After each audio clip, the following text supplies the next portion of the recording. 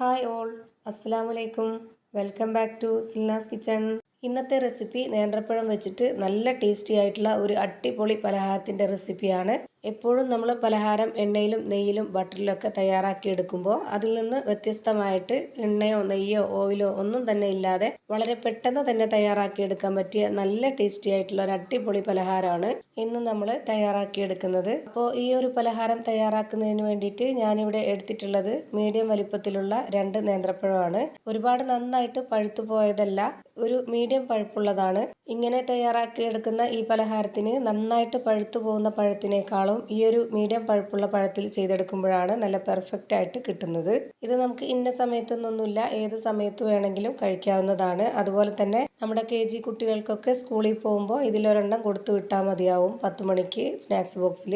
അപ്പോൾ വീഡിയോ കണ്ടുകൊണ്ടിരിക്കുമ്പോൾ തന്നെ നമ്മുടെ സിൽനാസ് കിച്ചൺ ചാനൽ ആദ്യമായിട്ട് കാണുന്നവരാണെങ്കിൽ പ്ലീസ് ഒന്ന് സബ്സ്ക്രൈബ് ചെയ്തേക്കണേ. അതുപോലെ തന്നെ ഈ വീഡിയോ നിങ്ങൾക്ക് ഇഷ്ടപ്പെടുകയാണെങ്കിൽ ഒരു ലൈക്ക് ചെയ്യാനും മറക്കരുത്. ഇപ്പോൾ ഞാനിവിടെ ഈ 2 നേന്ത്രപ്പഴവും കട്ട് ചെയ്തെടുത്തിട്ടുണ്ട്. ഈ ഒരു 2 നേന്ത്രപ്പഴത്തിന് വേണ്ടിയാണ് ഞാൻ ഇതിലേക്ക് ബാക്കിയുള്ള എല്ലാ ഇൻഗ്രീഡിയൻസിൻ്റെ അളവും ചേർത്ത് കൊടുക്കുന്നത്. നിങ്ങൾ എത്രയാണോ പഴം എടുക്കുന്നത് അതിനനുസരിച്ച് വേണം ബാക്കിയുള്ള ഇൻഗ്രീഡിയൻസിൻ്റെ അളവും ചേർത്ത് കൊടുക്കാനായിട്ട്. ഇനി ഞാൻ ഈ കട്ട് ചെയ്തെടുത്തിട്ടുള്ള നേന്ത്രപ്പഴം ഇതുപോലൊരു മിക്സിയുടെ ജാറിലേക്ക് ഇട്ട് കൊടുക്കുന്നുണ്ട്. എന്നിട്ട് ഇതിലേക്ക് മെഷർമെൻറ്റ് കപ്പിൻ്റെ 1/2 കപ്പ് അളവിൽ 1.5 കപ്പ് വെള്ളമാണ് ഒഴിച്ചു കൊടുക്കുന്നത്. ഇനി ഇത് നന്നായിട്ടൊന്ന് അരച്ചെടുക്കാം. ഈ വെള്ളം ഒഴിച്ചു കൊടുത്തതിന് പകരമായിട്ട് പാൽ ഒഴിച്ചു കൊടുക്കണം എന്നുള്ളവർക്ക് പാൽ ഒഴിച്ചു കൊടുക്കാം. ഇനി ഞാനിത് നല്ല പോലെ ഒന്ന് അരച്ചെടുക്കുന്നുണ്ട്. അരച്ചെടുത്ത മിക്സ് ഇതുപോലൊരു ബൗളിലേക്ക് ഒഴിച്ചു കൊടുക്കുന്നുണ്ട്. ഇനി ഇതിലേക്ക് ഇട്ട് കൊടുക്കേണ്ടത് മൈദയാണ്. ഗോതമ്പ് മാവിലും ചെയ്തെടുക്കാവുന്നതാണ്. ഞാനിപ്പോൾ ചെയ്തെടുക്കുന്നത് മൈദമാവിലാണ് കുറച്ചുകൂടി നല്ല ടേസ്റ്റ് ആയിട്ട് തോന്നിയിട്ടുള്ളത്. ഞാനിപ്പോൾ ഇവിടെ ഈ ഒരു 2 പഴത്തിന് വേണ്ടിയിട്ട് 250 ml കപ്പിൻ്റെ അളവിൽ 1 കപ്പ് മൈദയാണ് ഇട്ട് കൊടുത്തിട്ടുള്ളത്. ഇനി വീഡിയോയ്ക്ക് ഒരു ഭംഗിക്ക് വേണ്ടിയിട്ട് നല്ലൊരു കളർ കിട്ടാൻ വേണ്ടി ഇതിലേക്ക് യെല്ലോ ഫുഡ് കളർ ചേർത്ത് കൊടുത്തിട്ടുണ്ട്. മഞ്ഞൾപ്പൊടി ചേർത്ത് കൊടുത്താൽ മതി എന്നുള്ളവർക്ക് മഞ്ഞൾപ്പൊടി ചേർത്ത് കൊടുക്കാം. ഇനി ഇതിലേക്ക് നല്ലൊരു മണത്തിന് വേണ്ടിയിട്ട് ഒന്നുകിൽ ഏലക്ക അല്ലാന്നുണ്ടെങ്കിൽ വാനില എസൻസ് ഒഴിച്ചു കൊടുക്കാം. ഞാനിപ്പോൾ ഇവിടെ വാനില എസൻസ് ആണ് ഒഴിച്ചു കൊടുത്തിട്ടുള്ളത്. പിന്നെ ഇതിലേക്ക് ഒരു 1/2 കപ്പ് അളവിൽ തേങ്ങ ചിരകിയതാണ് ചേർത്ത് കൊടുക്കുന്നത്.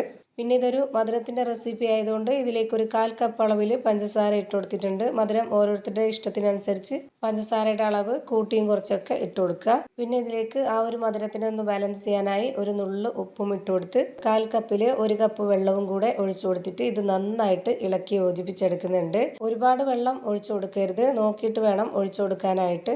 ഈ മാവിൻ്റെ പരുവം എന്ന് പറയുന്നത് ഒരുപാട് നല്ല കട്ടിയായിട്ടും നല്ല ലൂസായിട്ടും ഇരിക്കരുത്, ഒരു ഇടത്തരം പരുവത്തിൽ വേണം റെഡിയാക്കി എടുക്കാനായിട്ട്. അപ്പോൾ ഇപ്പോൾ ഇതിൻ്റെ വെള്ളം കറക്റ്റ് ആയിട്ടുണ്ട്. ഇനി ഇതിലേക്ക് വെള്ളം ഒഴിച്ചു കൊടുക്കേണ്ട ആവശ്യമില്ല. ഇപ്പോൾ ഞാൻ ഈ മാവിൻ്റെ കറക്റ്റ് ആയിട്ടുള്ള പരുവം കാണിച്ചു തരാം. ഇതിപ്പോൾ നിങ്ങൾക്ക് കാണുമ്പോൾ തന്നെ മനസ്സിലാവുന്നുണ്ടാവും ഈ ഒരു മാവിൻ്റെ കറക്റ്റ് ആയിട്ടുള്ള പരുവം.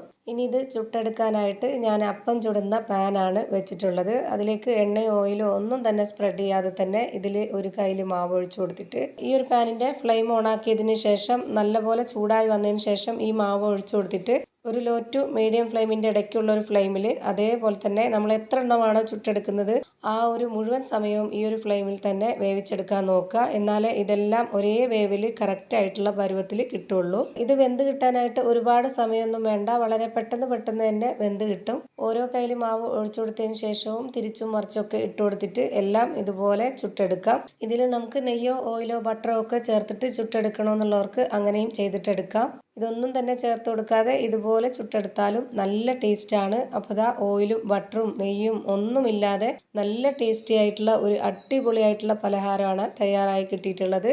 അപ്പോൾ ഇത്രയേ ഉള്ളൂ ഇന്നത്തെ വീഡിയോ ഇഷ്ടമായാൽ ലൈക്ക് ചെയ്യാനും കമൻറ്റ് ചെയ്യാനും ഷെയർ ചെയ്യാനും മറക്കരുത്. അതുപോലെ തന്നെ ഞാനിടുന്ന പുതിയ വീഡിയോസ് നോട്ടിഫിക്കേഷനായിട്ട് കിട്ടുന്നതിന് വേണ്ടി സബ്സ്ക്രൈബ് ചെയ്ത് ബെല്ലൈക്കൺ അമർത്തി അതിൽ ഓൾ എന്ന ഓപ്ഷൻ എനേബിൾ ചെയ്ത് കൊടുക്കാനും മറക്കരുത്. പുതിയൊരു വീഡിയോയുമായി വീണ്ടും വരും. Thank you for watching.